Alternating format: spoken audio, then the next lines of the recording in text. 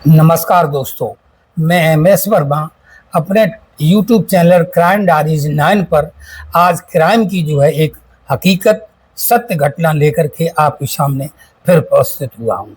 आज की घटना उत्तर प्रदेश की राजधानी लखनऊ से है। लखनऊ शहर में महज 6 महीने पहले ब्याही गई 24 साल की मधु, जिसका नाम मधु होता है, और इस दुनिया में अब वो नहीं रही। मर्चेंट नेवी का मर्चेंट नेवी का सेकंड अफसर होता है, उसके पति का नाम होता है अनुराग सिंह, जिसने उसके साथ फिर 7 फेरे लिए थे और वचन लिया था कि हम साथ ही जिएंगे, साथ ही मरेंगे। जो 7 वचन लिए थे, अब उसी पत्नी के मामले में उसको गिरफ्तार किया जा चुका है।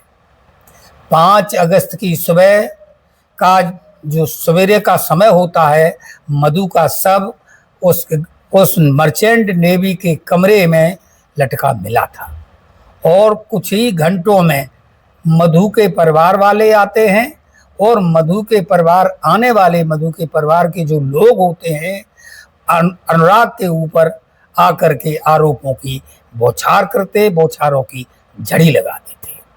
मधु के परिवार ने अनुराग पर गंभीर आरोप की जो बौछार करी। मधु के पिता ने कहा ये आत्महत्या नहीं है, ये सुनियोजित हत्या की गई है। अगले ही दिन पुलिस की जांच तेज हो जाती है और जांच तेज होने के बाद अनुराग को गिरफ्तार कर लिया जाता है। मधु जो लड़की थी, वो एक जिंदा दिल, पढ़ी लिखी, आत्मनिर्भर लड़की थी। वह जिंदगी को खुलकर के जीना जानती थी, लेकिन शादी के 6 महीने बाद ही उसकी जान चली गई। उसकी बहन जो प्रिया नाम की, उसने पुलिस को जो बताया वो आम इंसान की रूह को कपा देने वाला जो बताया, उससे आम इंसान की रूह कांप जाएगी। शादी के चंद दिन बाद ही मधु की जिंदगी में अंधेरा छाने लगा था। पति अनुराग शक्ति स्वभाव का था, हिंसक भी था और सबसे बड़ी बात तो वो दहेज का लोभी था, दहेज का लालची था। परिवार के मुताबिक अनुराग ने शादी के कुछ दिनों ही बाद ही मधु से 15 लाख रुपए की मांग की थी और मधु 15 लाख रुपए जब नहीं दे पाई तो उसकी जिंदगी नरक बना दी। ये अनुराग मर्चेंट नेवी का सेकंड अफसर होता है। वो मधु को जबरन शराब पीने के लिए कहता था। जब वो मना करती थी तो उसे बेल्टों से मारता था, पीटता था, यहाँ तक कि अब वो किसी से बात भी नहीं करने देता था। उसकी बहन प्रिया कह रही है, आरोप प्रिया लगा रही है, मुझसे भी उसने बात करना बंद करा दिया था। 4 अगस्त की रात को अनुराग और मधु दोनों घूमने के लिए निकलते हैं। गाड़ी मधु चला रही होती है और अनुराग उस गाड़ी में बैठ करके दारू पी रहा होता है। जब दारू पी रहा होता है, नशा जब उसको हो जाता है, रास्ते में कुछ गड्ढे पड़ते हैं, उसे बचाने के लिए, गड्ढे को बचाने के लिए, इसमें गाड़ी के खराब ना हो, शॉकर वगैरह, तो वो साइड पे करती है गाड़ी, उस गड्ढे को बचाती है। तो ये कहता है तूने जो गाड़ी है लड़कों को देख करके इधर को साइड को की है। इसी बात को लेकर के मधु में और उसमें झगड़ा शुरू हो जाता है और झगड़ा काफी हद तक बढ़ जाता है। ये रात का मामला है और सुबह 5 रात हो गई, सवेरे का वक्त हो गया तो 5 अगस्त आ गई। 5 अगस्त की सुबह उसका शव फांसी के फंदे पर झूलता हुआ मिलता है। अब ये बात उसने अपने ससुराल वालों को बताई, फोन किया कि आ जाइए, मधु ने आत्महत्या कर ली है। परिवार वाले जब तक आते हैं तब तक इसका सब फंदे से उतार लिया जाता है और फंदे से उतारने के बाद फंदे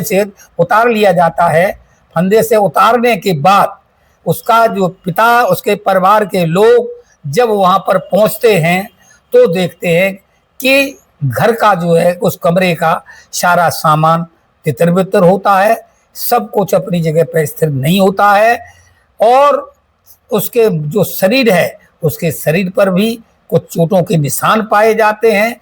जो दीवार होती है उसमें भी कोई खरोंच के निशान है। इससे ये साबित हो रहा है कि सब कुछ सामान्य नहीं था, जरूर कुछ न कुछ उसको छुपाया जाता है। अब उसके पिता ने, अनुराग ने बताया, जब पुलिस अनुराग को पकड़ती है, अनुराग को पूछती है, तो अनुराग ने बताया कि हमने नौकरानी को छुट्टी दे दी थी। लेकिन पुलिस अब उस नौकरानी को बुलाती है, नौकरानी के बयान लेती है, तो नौकरानी कहती है कि नहीं, मैं जो है बिल्कुल उस दिन 5 अप्रैल को जो है हम 5 अप्रैल को हम समय पर ड्यूटी पे गए थे काम करने के लिए। मैं काफ़ी देर तक दरवाज़ा खटखटाती रही, लेकिन दरवाज़ा अंदर से नहीं खुला था। ये बात भी संदेह के घेरे में है कि अनुराग ने नौकरानी वाली बात को क्यों झूठ बताया।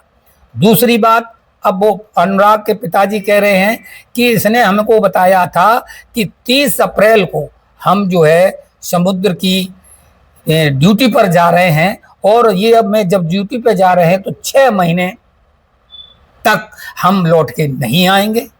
और लेकिन ये जाता तो है 30 अप्रैल को, लेकिन 6 माह बाद की कहने के बाद वो 22 जुलाई की घर पर, उसी में घर पे लौट के आता है, और सिर्फ 10 दिन के बाद जो है, लौट के आने के बाद उसकी जो है मौत हो जाती है।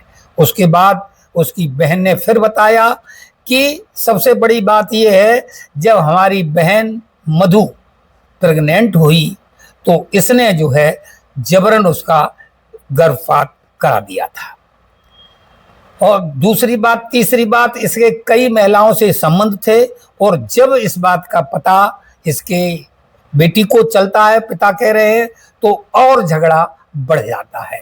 इन्हीं सब बातों को लेकर जो बातें पुलिस को बताई, तो उनके जो डीसीपी साउथ, उनका नाम निपुण अग्रवाल होता है, उन्होंने पत्रकारों को और सारे लोगों को बताया कि पिता की तहरीर के आधार पर, जो भी पिता ने बताया है उसकी तहरीर के आधार पर मुकदमा दर्ज कर लिया गया है, और आरोपी जो सेकंड अफसर अनुराग बताया गया है उसको पुलिस गिरफ्तार कर लेती है। दोस्तों, ये कहानी सुनाने का मतलब किसी को हैरान करना नहीं है, किसी को परेशान करना नहीं है। अब जो लोग, छोटे लोग दहेज की बात करें, आज मेरा काम है जागरूकता फैलाना। अब जागरूकता की बात चल रही है कि जो छोटे लोग अगर दहेज की बात करते थे, यहाँ तक तो ठीक था।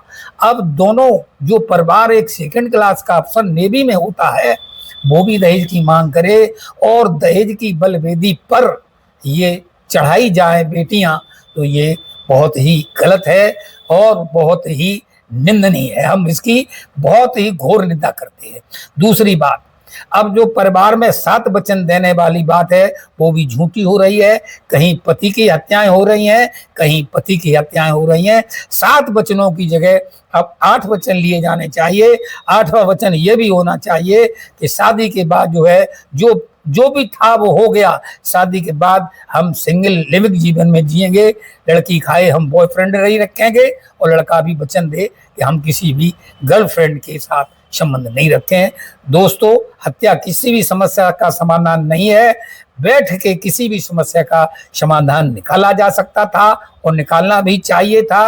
अगर तुम्हें मधु को नहीं रखना था तो तमाम रास्ते थे, उन रास्तों को, विकल्प को मानना चाहिए था, मगर ऐसा ना करके अपना मधु जो नौकरी थी वो भी गई और सारा जीवन अब जेल भेजे गए हैं। और उसके बाद जुर्म भी साबित होगा, आज उनकी कारावास की सजा होगी।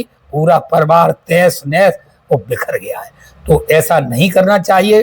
दोस्तों, ये कहानी आपको कैसी लगी कमेंट में जरूर बताइएगा। नमस्कार, धन्यवाद।